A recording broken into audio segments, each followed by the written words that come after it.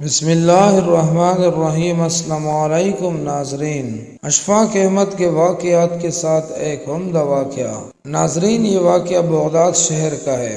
ابن سباق بغداد کا نمی گرامی چھوڑ تھا۔ کوئی شریف آدمی اس کا نام سن کر انتہائی نفرت کا اظہار کیے بغیر نہ رہتا تھا۔ وہ اپنے پیشے میں ایسا ماہر تھا کہ 20ویں چوری کرنے کے باوجود قانون کی گرفت میں نہیں آیا تھا، لیکن آخر کب تک ایک دن حکام نے اسے گرفتار کر ہی لیا۔ قانون وقت کے مطابق اس کا ایک ہاتھ کاٹ ڈالا اور پھر اس کو ایک ناقابل اسلام مجرم قرار دے کر مدت العمر کے لیے قید خانے میں بھیج دیا گیا۔ اہل بغداد اب اس کا ذکر ہاتھ کٹے شیطان یا ایک ہاتھ کے شیطان کے نام سے کرتے تھے۔ 10 برس کی طویل زندگی قید خانے میں بسر کر کے ایک دن ابن سبات کس طرح بھاگ نکلا اور قید خانے سے باہر آتے ہی اپنے قدیم پیشے کو اثر نو شروع کرنے کا ارادہ کر لیا۔ ایک ہاتھ کے نقصان اور قید و بند کی طویل پرصحبت زندگی نے اس کے مزاج اور کردار پر ذرا برابر اثر نہ ڈالا۔ آزادی کی فضا میں سانس لیتے ہی چوری کی خواہش نے اسے بے تاب کر دیا اور رات کا اندھیرا پھیلتے ہی وہ اپنی مہم پر چل کھڑا ہوا۔ ادھر ادھر پھرتے 3 پہر رات گزر گئی، لیکن اس کو کسی مکان سے داخل ہونے کا موقع نہیں۔ آخر سے ایک وسیع حویلی نظر آئی جس کے چاروں طرف دور دور تک سناٹا تھا۔ اس حویلی کے وسط میں ایک بہت بڑا پھٹک تھا۔ ابن سبات پھٹک کے پاس پہنچ کر رک گیا اور سوچنے لگا کہ اندر جانے کے لیے کون سا راستہ اختیار کیا جائے۔ اسی سوچ و بچار میں اس کا ہاتھ پھٹک پر جا پڑا۔ وہ دیکھ کر حیران رہ گیا کہ دروازہ اندر سے بند نہیں تھا۔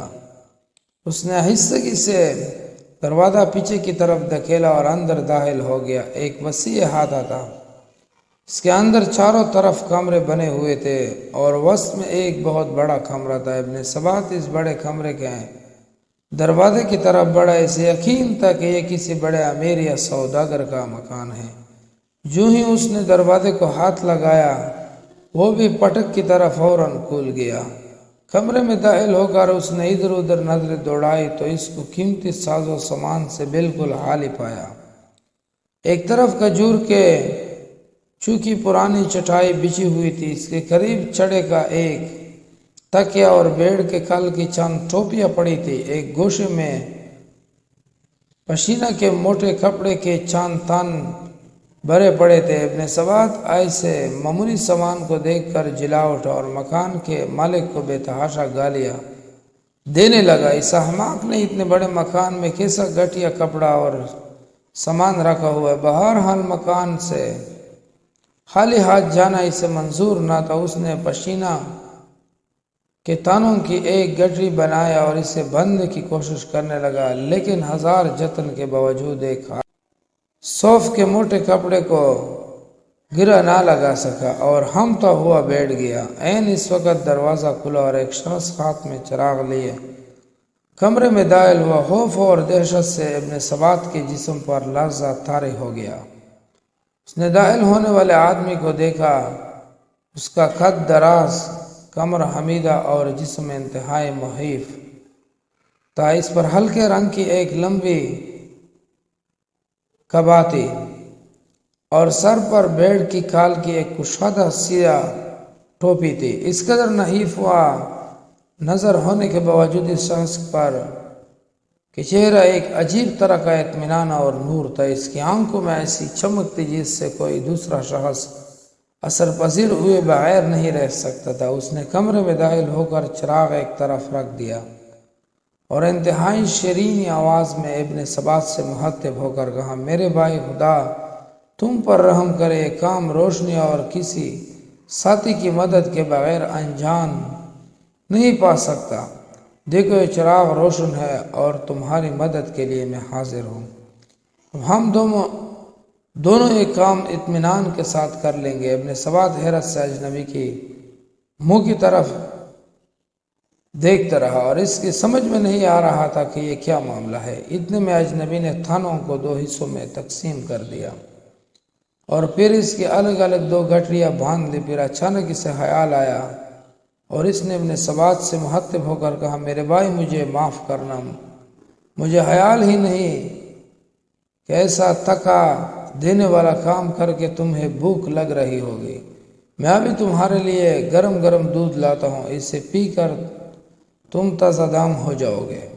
یہ کہہ کر اجنبی کمرے سے باہر نکل گیا اور ابن سبات علم تحقیر میں کھو گیا۔ یا کھایا کسی کوئی خیال آیا اور اس نے ماتھے پر ہاتھ مار کر کہا، میں بھی کیسا احمق ہوں، اتنا بھی نہ کچھ کر سکا کہ کوئی میرا ہی ہم پیشہ اتفاق سے آج ہم دونوں اس مکان میں جمع ہو گئے ہیں۔ یہ گھر کا بیدی معلوم ہوتا ہے، سے معلوم تھا کہ آج یہ مکان رہنے والوں سے خالی ہے، اس لیے وہ روشنی کا سامان لے کر آیا ہے۔ جب اس نے دیکھا کہ میں پہلے سے پہنچا ہوا ہوں تو اس سامان میں سے آدھے کا حقدار بننے کے لیے میرا ساتھ دینے پر آمادہ ہو گیا ہے۔ وہی سوچ رہا تھا کہ اجنبی ہاتھ میں دودھ کا پیالہ لیے پھر کمرے میں داخل ہوا اور یہ کہہ کر پیالہ ابن سبات کے ہاتھ میں پکڑا دیا کہ اسے پی لو، یہ تمہاری بھوک اور تھکن کو دور کر دے گا۔ ابن سبات کو فی الواقعہ سخت بھوک لگ رہی تھی۔ اس نے انن فنن دودھ کا پیالہ خالی کر دیا اور پھر کھڑک کر اجنبی سے کہا، دیکھو میں تم سے پہلے پہنچ گیا تھا، اس لیے ہمارے پیشے کے اصول کے مطابق تمہارا اس مال پر مطلق کوئی حق نہیں۔ ہم تم نے مال سمٹنے میں جس مستعدی کا ثبوت دیا ہے، اس کے پیشے کے نظر میں تمہیں تھوڑا بہت مال دے دوں گا۔ چلو اب گٹریاں اٹھائیے اور چلیے۔ ابن سبات کے جواب میں اجنبی مسکرا اور پھر شفقت امیز لہجے میں کہا، میرے بھائی تم میرے حصے کا خیال کر کے کیوں اپنا دل میلا کرتے ہو؟ میں تم سے کسی چیز کا مطالبہ نہیں کروں گا۔ تمہارا ایک خط ہے، یہ چھوٹی گٹری تم اٹھا لو اور بڑی میں اٹھا ہی لیتا ہوں، جہاں تم کہہ دو میں پہنچا دوں گا۔ ابن سبات نے کہا، بس ٹھیک ہے، تمہیں مجھ سے بہتر سردار سارے ملک میں نہیں مل سکتا۔ میں چھوٹی گٹی اٹھا لیتا ہوں اور تم بڑی گٹی اٹھا کر میرے آگے آگے چلو۔ نحیف الجثہ اجنبی نے پورا زور لگا کر بڑی گٹری کمر پر لا دی۔ اس کی حمیدہ کمر اس کے بوجھ سے اور بھی حمیدہ ہو گئی اور وہ آہستہ آہستہ قدم اٹھاتا ابن سبات کے آگے آگے چل پڑا، لیکن ابن سبات کو بہت عجلت تھی کیونکہ رات بہت تیزی سے ختم ہو رہی تھی۔ وہ بار بار اجنبی کو ٹوک دیتا کہ تیز چلو۔ اجنبی کئی بار ٹوکر کھا کر گر پڑا، لیکن پھر اٹھ کھڑا ہوا اور ہمتا پھر تیز تیز قدم اٹھانے لگا۔ ایک جگہ چڑھائی تھی، اجنبی کو بھاری بوجھ کی وجہ سے سخت مشکل پیش آئے اور وہ ایک جگہ بے اختیار گر پڑا۔ ابن سبات نے اس پر گلیوں کی بچھاڑ کر دی اور پھر اس کی کمر پر زور سے ایک لات رسید کی۔ اجنبی جوں تو کر کے اٹھ کھڑا ہوا اور ابن سبات سے مذارت کرنے لگا۔ ابن سبات نے گٹری پھر اس کی پیٹ پر رکھ دی اور دونوں چلتے چلتے شہر سے دور ایک پرانے کھنڈر میں جا پہنچے۔ یہاں ابن سبات کی پناہ تھی۔ وہ اپنی گٹری باہر رکھ کر کھنڈر کی دیوار سے اندر کود گیا اور اجنبی نے دونوں گٹریاں باہر سے اندر پھینک دی۔ اس وقت چاند کی روشنی میں ابن سبات نے اطمینان سے اجنبی کی چہرے پر نظر ڈالی جو اس کے سامنے کھڑا ہانپ رہا تھا۔ اس نے محسوس کیا کہ اجنبی کے چہرے سے نور کی شعاعیں پھوٹ پھوٹ کر نکل رہی ہے۔ خاک وہ ملکوتی تبسم کے ساتھ یوں گویا، میرے بھائی یہ مال تمہیں مبارک ہو، اس مکان کا مالک میں ہی ہوں اور یہ مال تجھے خوشی سے بخشتا ہوں۔ افسوس کہ میں تمہارے خاطر تواضع خدمت نہیں کر سکا، بلکہ راستے میں اپنی کمزوری اور سستی کی وجہ سے تمہارے لیے پریشانی کا باعث بنا۔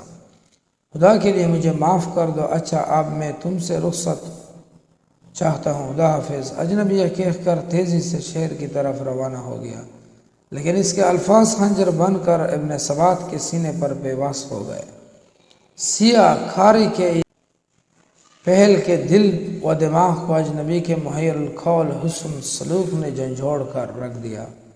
وہ سوچ رہا تھا کہ دنیا میں ایسے انسان بھی ہوتے ہیں، میں نے اسے کیا سمجھا تھا، اس کے ساتھ کیا سلوک کیا اور اس نے میرے ساتھ کیا سلوک کیا۔ یہ سوچتے سوچتے اس کا دماغ موف ہو گیا۔ ضمیر کے خلش نے اسے بے چین کر دیا اور سفیدہ نمودار ہوتے ہی اجنبی کی تلاش کے لیے نکل کھڑا ہوا۔ اب اس کے دل میں کسی کا خوف نہیں تھا، بس یہی آرزو تھی کہ اس آدمی کے قدموں پر سر رکھ دے رات والا مکان ڈھونڈنے میں اسے کوئی دقت نہیں ہوئی۔ اس کے باہر کھڑے ہو کر ایک شخص سے پوچھا کس تاجر کا مکان ہے؟ اس شخص نے حیرت سے اس کی طرف دیکھا اور کہا میاں تم مسافر ہوتے ہو، یہاں کسی تاجر کا کیا کام؟ یہ تو شیخ جنید بغدادی رحمۃ اللہ علیہ کی قیام گاہ ہے۔